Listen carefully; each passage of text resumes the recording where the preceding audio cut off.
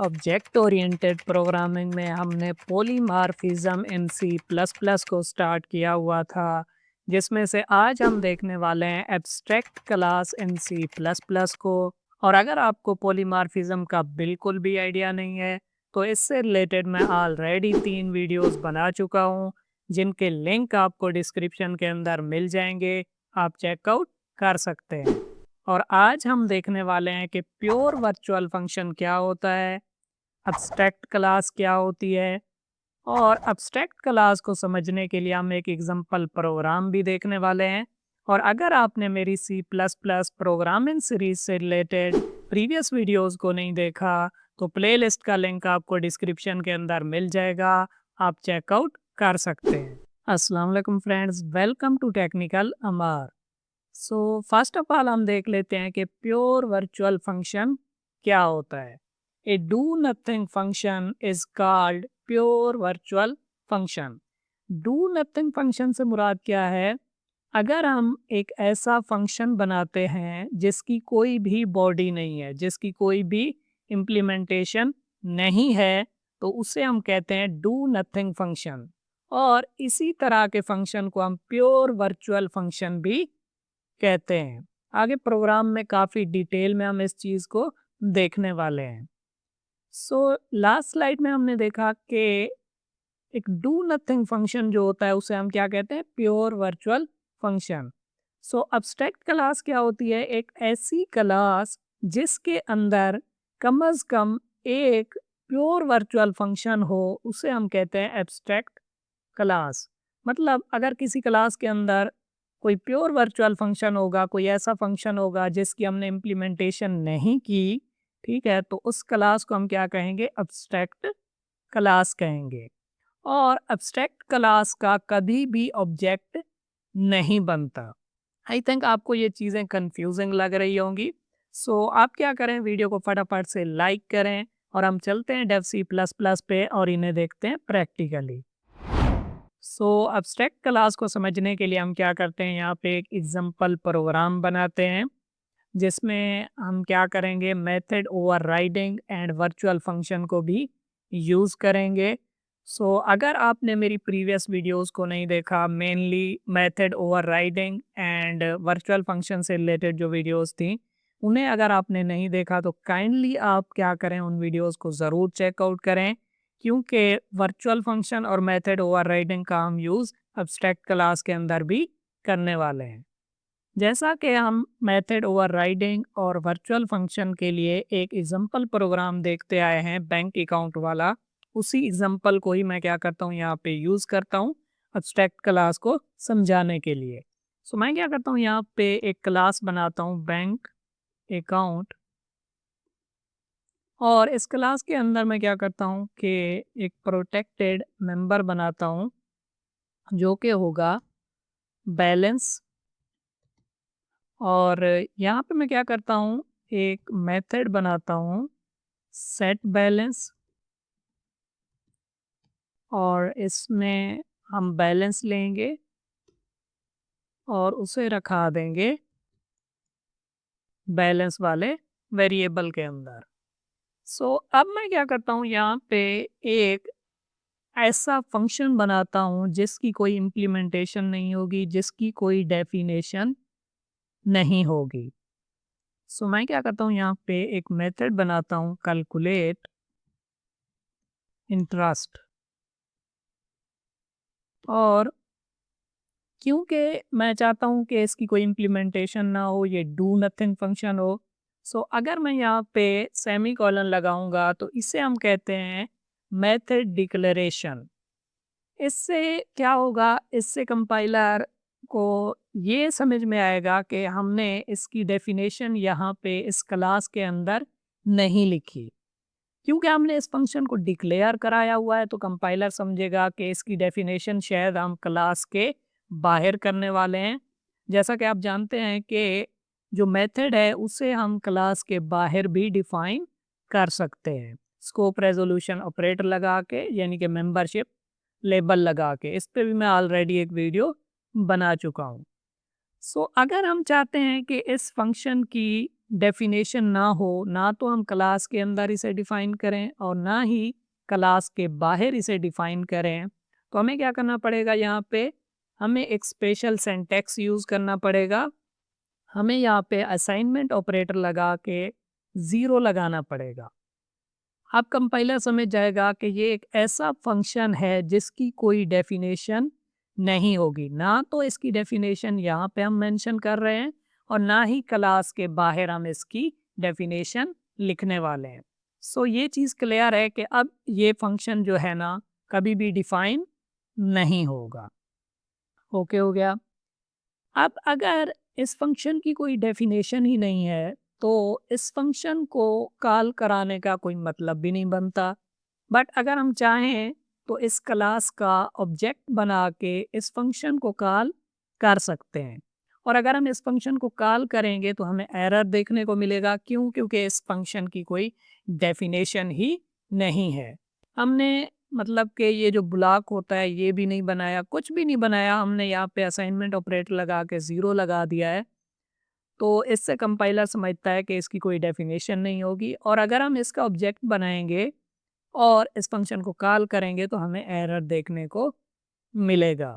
और मिलना भी चाहिए एरर। क्यों? क्योंकि इसकी डेफिनेशन ही नहीं है तो इस फंक्शन को हम कॉल ही क्यों करा पा रहे हैं।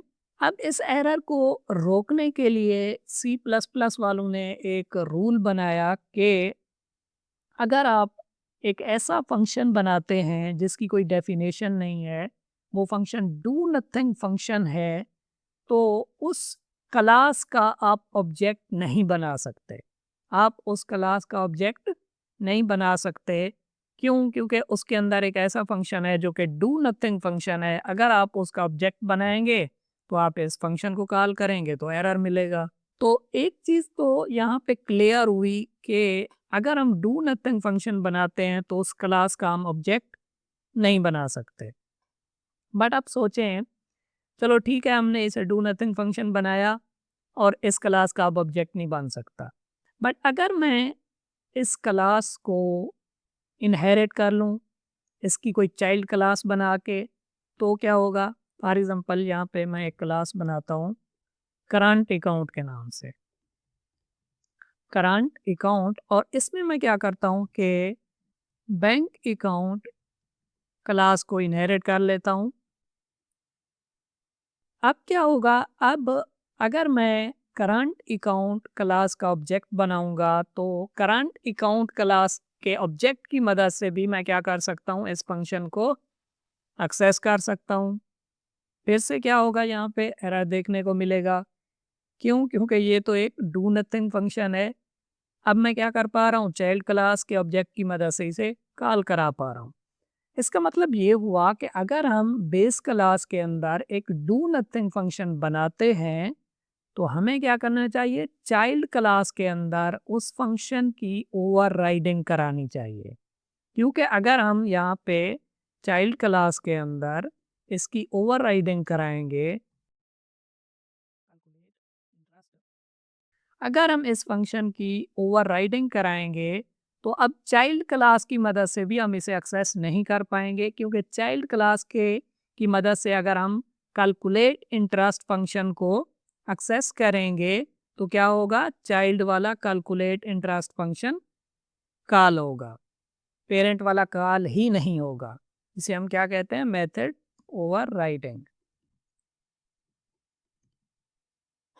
तो हमने क्या किया? यहाँ पे एक डू नथिंग फंक्शन बनाया और उस फंक्शन को हम कॉल ना कर पाए, इसलिए सी प्लस प्लस वालों ने रूल बनाया कि इस क्लास का ऑब्जेक्ट ही नहीं बनेगा।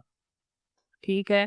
फिर हमने देखा कि चाइल्ड क्लास की मदद से तो हम इसे एक्सेस कर सकते हैं। तो दूसरा रूल क्या है कि आप चाइल्ड क्लास अगर बना रहे हैं तो आप क्या करें? उस फंक्शन को ओवरराइड करें ताकि आप चाइल्ड क्लास की मदद से भी उस फंक्शन को एक्सेस ना कर पाएं। ओके हो गया।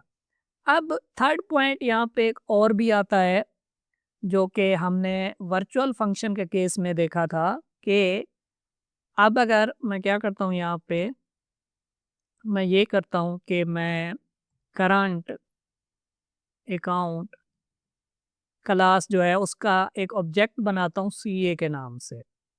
ठीक है। तो अब अगर मैं सीए की मदद से कॉल करूँगा कैलकुलेट इंटरेस्ट फंक्शन को, तो क्या होगा, ये वाला कैलकुलेट इंटरेस्ट फंक्शन कॉल होगा।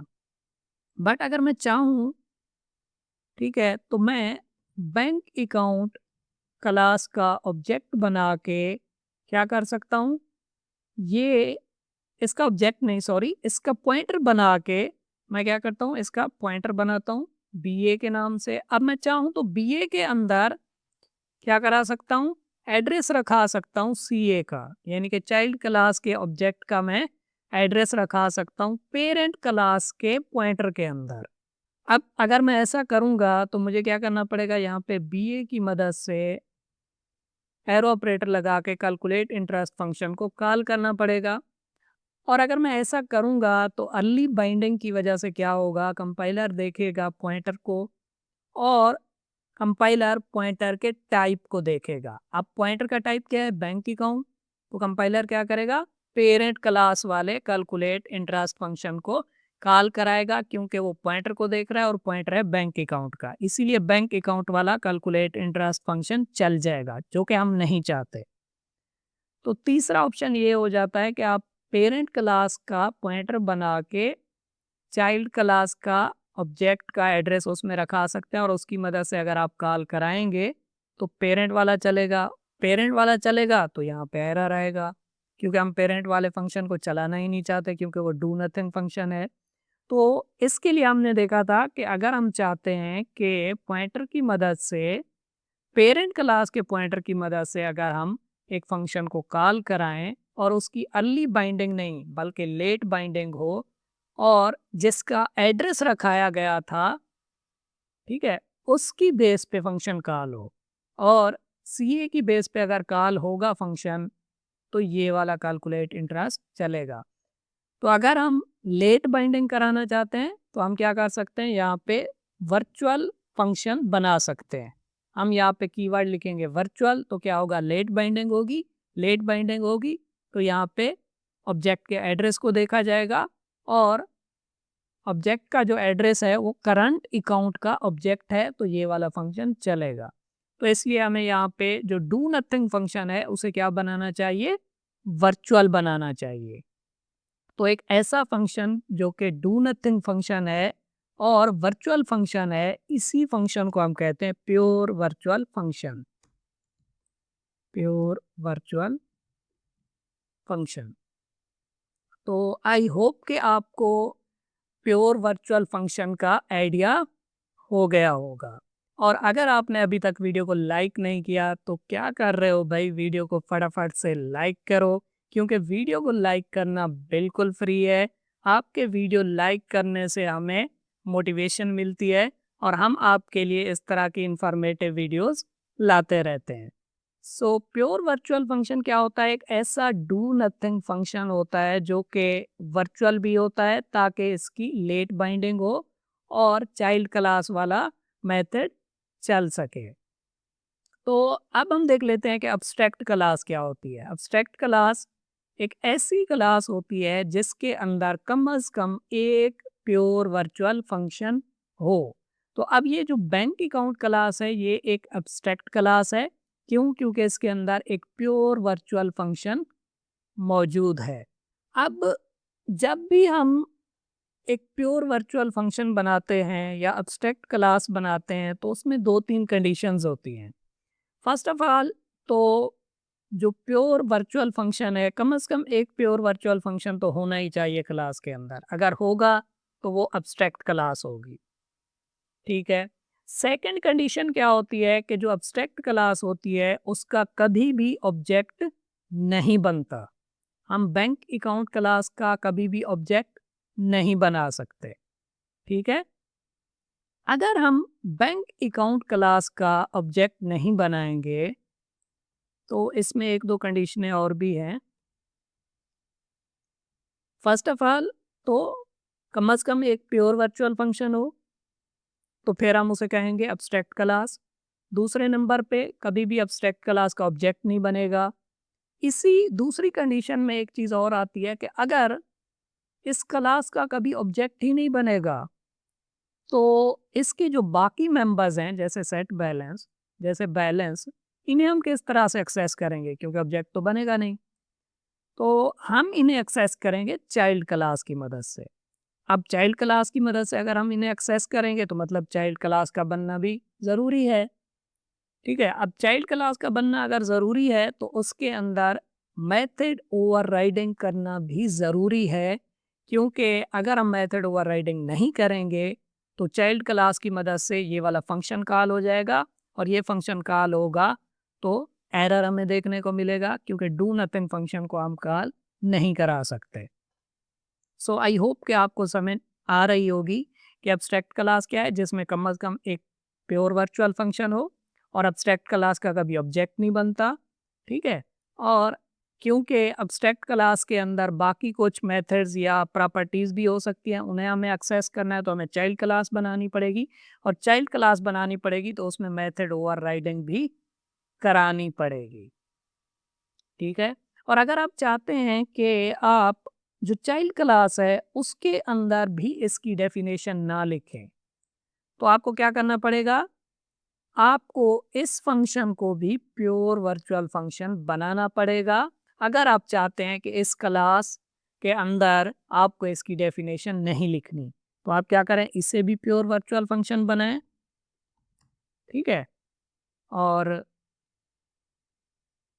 इसकी डेफिनेशन ना दें, बिल्कुल आप ऐसा कर सकते हैं। बट फिर क्या होगा, क्योंकि इसके अंदर भी कम से कम एक प्योर वर्चुअल फंक्शन है तो इसका भी ऑब्जेक्ट नहीं बनेगा। और अगर इस क्लास की कोई भी चीज़ आपने एक्सेस करनी है तो आपको इसकी भी चाइल्ड क्लास बनानी पड़ेगी। ठीक है, बट हम यहाँ पे ऐसा नहीं करने वाले। तो अब मैं क्या करता हूँ, इस प्रोग्राम को कंप्लीट करता हूँ और बाद में हम देखेंगे कि हमें एब्स्ट्रैक्ट क्लास कब बनानी चाहिए और क्यों बनानी चाहिए। तो मैं क्या करता हूँ, यहाँ पे सी ए की मदद से first of all set balance function को कॉल करता हूँ और यहाँ पे मैं 10,000 पास करता हूँ। तो क्या होगा, बैलेंस के अंदर 10,000 आ जाएगा और उसके बाद मैंने कैलकुलेट इंटरेस्ट करना है। तो यहाँ पे मैं क्या करता हूँ, सॉरी यहाँ पे एक डबल टाइप का वेरिएबल बनाता हूँ इंटरेस्ट, और हम क्या करते हैं, जो भी बैलेंस है हमारे पास उस पे 2% का इंटरेस्ट लगाते हैं। तो यहाँ पे होगा 0.02। सो इंटरेस्ट में वैल्यू आएगी, मैं क्या करता हूँ उसे प्रिंट भी करा लेता हूँ।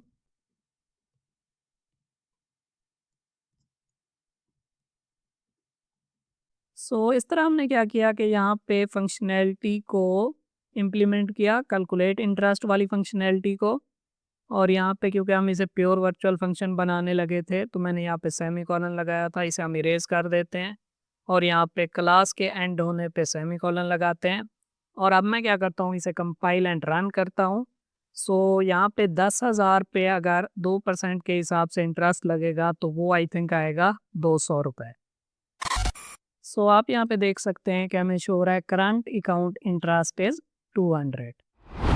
सो अगर मैं चाहूँ तो यहाँ पे एक और क्लास भी बना सकता हूँ। मैं क्या करता हूँ, इसे यहाँ से कॉपी करके इधर पेस्ट कर देता हूँ और यहाँ पे हम क्लास का नाम रखते हैं सेविंग्स अकाउंट, और इसमें हम क्या करते हैं, जो इंटरेस्ट है वो लगाते हैं 5% के हिसाब से। और यहाँ पे मैं क्या करता हूँ कि सेविंग्स अकाउंट क्लास का भी ऑब्जेक्ट बनाता हूँ एसए के नाम से, और इसे यहाँ से मैं कॉपी करके यहाँ पे पेस्ट करता हूँ और यहाँ पे एस ए की मदद से हम क्या करते हैं, इन दोनों फंक्शंस को कॉल कराते हैं। तो यहाँ पे क्या होगा, सेविंग्स अकाउंट के लिए यहाँ पे 5% का इंटरेस्ट लगेगा और यहाँ पे हमें वैल्यू मिलेगी तकरीबन 500। अब हम मेनली देख लेते हैं कि हमें एब्स्ट्रैक्ट क्लास कब बनानी चाहिए और इसका क्या फ़ायदा होता है।